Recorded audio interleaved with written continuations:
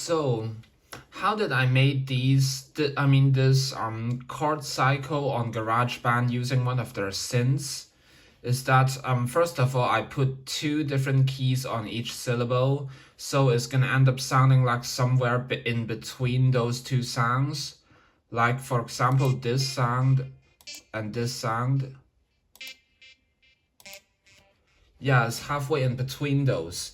And what I made to make it sound a bit more, how do you say that? A bit more organic and make it sound like it's morphing from one sound to another sound is that for those two keys, there's one that is particularly short and one that's the full length of the syllable. As you can see, this key in the first syllable is shorter than this short key in the second syllable, and it's also shorter than this short key in the third syllable.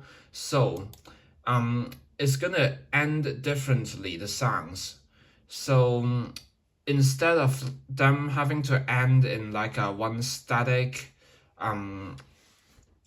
straight end to each sound, is gonna sound like it's gradually